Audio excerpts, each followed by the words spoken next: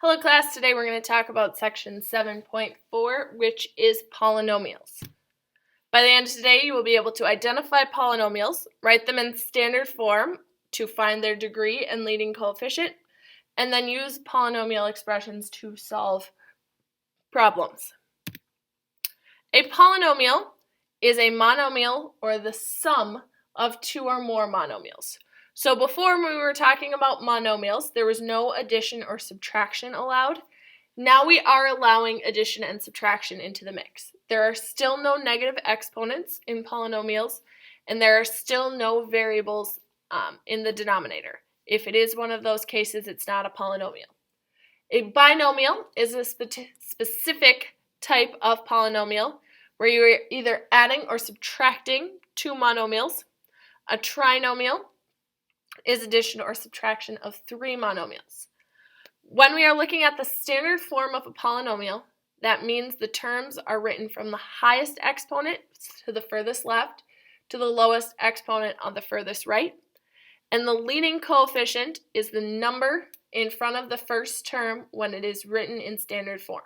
So it's that number associated with the highest exponent term.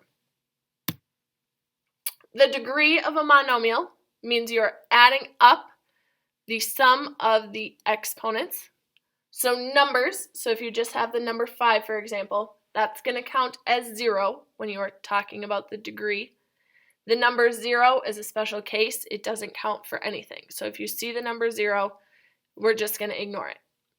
When we are looking at the degree of the polynomial, we are looking at each different one separately to decide what type of polynomial it is. If it's just a number, it's going to be called a constant. If it's got an exponent total of 1, it's linear. 2 is quadratic, 3 is cubic, 4 is quartic, 5 is quintic, and anything above that, we just use the number and refer to it as degree. So 6 would be 6th degree, 7 would be 7th degree, and so on and so forth. So, first, we need to identify a polynomial. So for A, I've got 4 minus 5xz. Both of those terms are monomials. 4y is a monomial, and 5xz is a monomial. They are being subtracted. So this is a polynomial, and specifically, we're going to call it a binomial because it is two terms being subtracted. Next, we've got just negative 6.5. That by itself is just a monomial. It is just a single number. Next, we've got 7a to the negative third plus b to the ninth. Well, we do have addition here. We have this negative 3, so this is not a polynomial because of our negative exponent. And then this last one down here, I've got 6x cubed plus 4x plus x plus 3. Some of you might call this just a polynomial instantly since we see 4 separate terms, but we want to pay a little bit more attention as these two terms, 4x and x, are similar or like terms, so we could put those together, which would mean we actually have 6x cubed plus 5x plus 3 because we can put our x's together. So this is actually an example of a trinomial.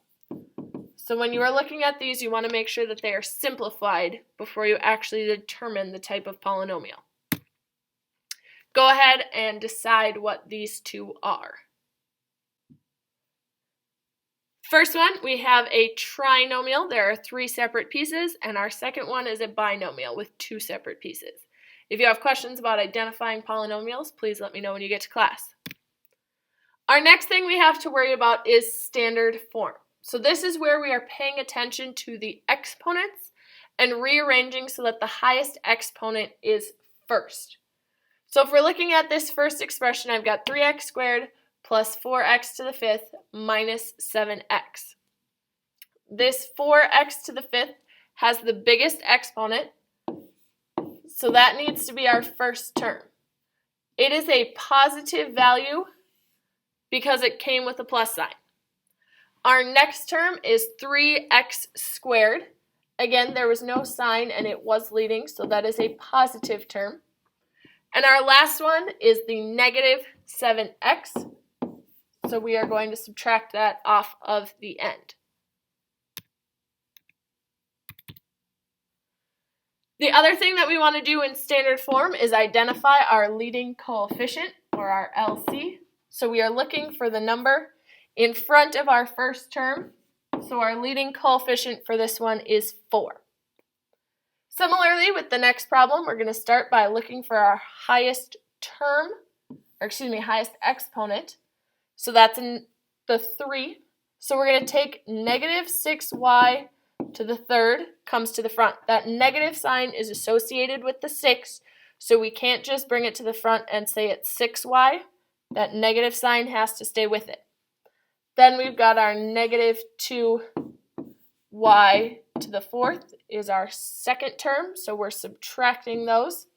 Then we've got a positive 5y and a negative 9. Numbers always come at the end because they do not have a variable. Then again, we want to look for our leading coefficient, and in this case, it is a negative 6. The other thing that we're going to want to do with both of these problems is look for the degree of the polynomial.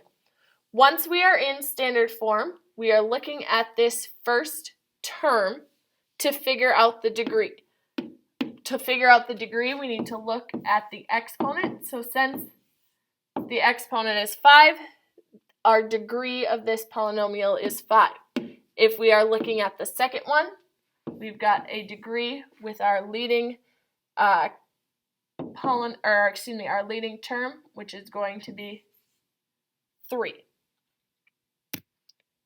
Go ahead and try these two on your own, putting them into standard form and then finding the degree and the leading coefficient.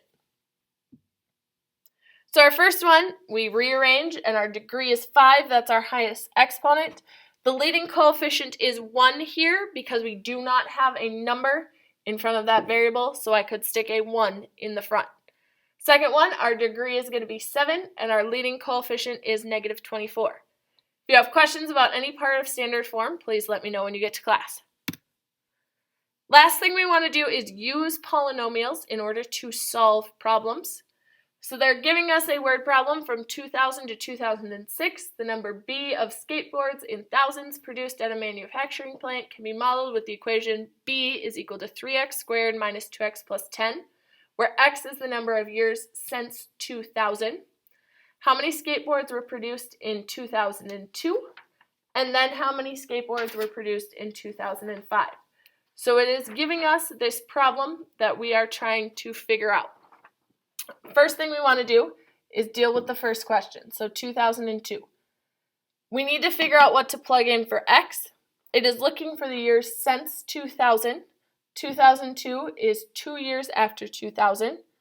So when we're looking at 2002, we're going to have b is equal to 3 times 2 squared minus 2 times 2 plus 10. So when we are looking at that, we solve the problem, and that is 18. Remember, it noted that this is in thousands, so this is 18,000 skateboards. Our next question was looking at 2005, so that is 5 years after 2000, so a similar type of expression. But instead of plugging in 2, we are going to plug in 5. And that is going to give us an answer of 75,000 skateboards. You can plug this all into your calculator at once, making sure that you are being careful about parentheses and or your multiplication symbols. Go ahead and try this one on your own to figure out how many were produced in 2017. So we plug in 17 for our number. You could take the step in the middle and figure out the solution to each part, and we end up with 843,000 skateboards being produced. If you have questions about this or anything else from the lesson, please let me know when you get to class.